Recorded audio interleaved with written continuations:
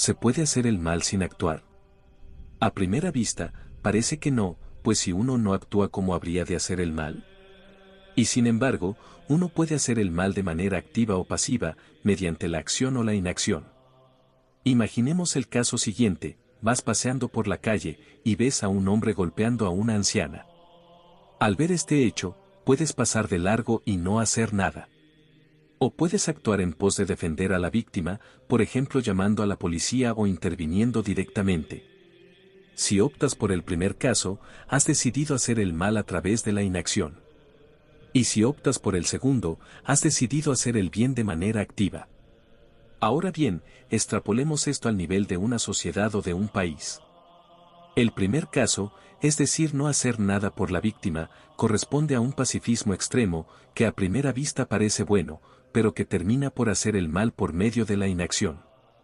Mientras que, el segundo caso, es decir, salir en defensa de la víctima y luchar contra el mal de manera activa, es lo que corresponde a la llamada teoría de la guerra justa. Según San Agustín de Hipona, en su obra La ciudad de Dios, y según Santo Tomás de Aquino, en su obra Contra Faustum, para que una guerra sea justa se deben cumplir 3 requisitos. 1.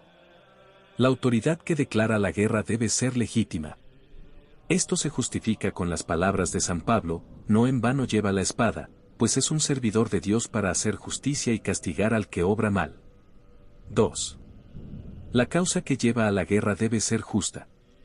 Según afirma San Agustín, suelen llamarse guerras justas las que vengan las injurias, por ejemplo, para castigar al pueblo que descuida castigar el atropello cometido por los suyos, o restituir lo que ha sido injustamente robado. 3.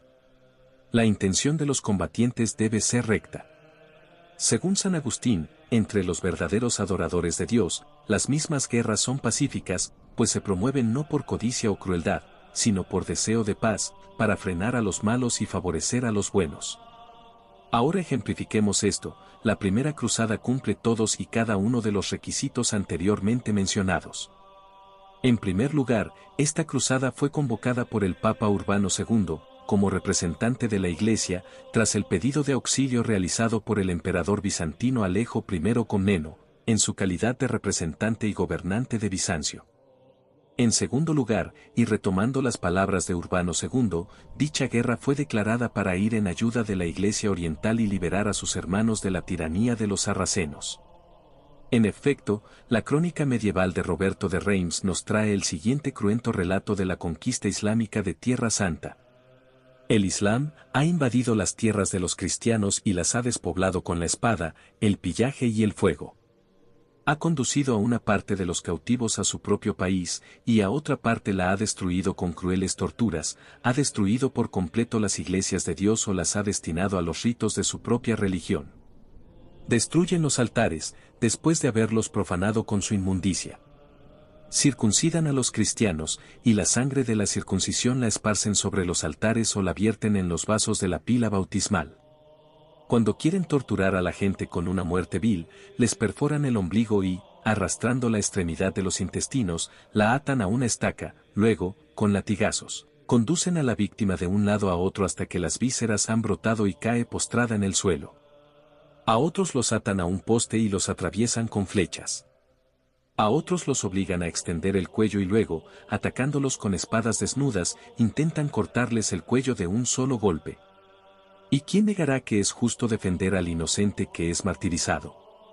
En tercer lugar, cuando Urbano II convocó a la primera cruzada, dijo: Hermanos, debemos soportar muchos sufrimientos por el nombre de Cristo: miseria, pobreza, desnudez, persecución, necesidad, enfermedad, hambre, sed y otros males de este tipo, tal como el Señor dice a sus discípulos: es necesario que padezcáis mucho en mi nombre, no os avergoncéis de confesarme ante los hombres, yo os daré boca y sabiduría y, finalmente, grande es vuestra recompensa en el cielo. Es decir, que no prometió bienes materiales a aquellos fieles que participaran, más al contrario, les anunció sufrimiento y padecimiento. Así la motivación de los cruzados no se vería mancillada por deseos espurios de bienes materiales. Pero Urbano II les prometió también que, el dejar todo en pos de la defensa desinteresada de la cristiandad y de aquellos hermanos en Cristo que sufrían en manos de los musulmanes, los llevaría a la vida perdurable. En el cristianismo, llegar al reino de los cielos implica renacer mediante un verdadero arrepentimiento, una metanoia, un cambio radical.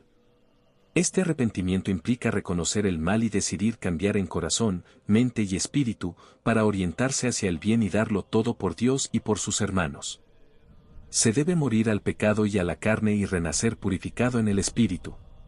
Urbano II no promete la absolución a los fieles gratuitamente, pues el hecho de partir desinteresadamente en defensa de la cristiandad, dejando casa, bienes materiales y familia, implica un tal desprendimiento que, en cierto modo, representa el inicio de un renacer como hijo de Dios. En conclusión, la cristiandad no es, como el Islam, una religión que se propaga por medio de la violencia, y por ende no es agente del mal en la acción. Pero tampoco es una religión de pasividad, y por ende no es un agente del mal en la inacción. ¿Y tú? ¿Conocías el concepto de la guerra justa? ¿Habías escuchado hablar de los sufrimientos que padecían los cristianos a manos del Islam en Tierra Santa y que motivaron las cruzadas? ¿Qué opinas al respecto? Si te gustó el contenido, por favor compártelo con tus amigos, para que le llegue a más gente. Que Dios te bendiga.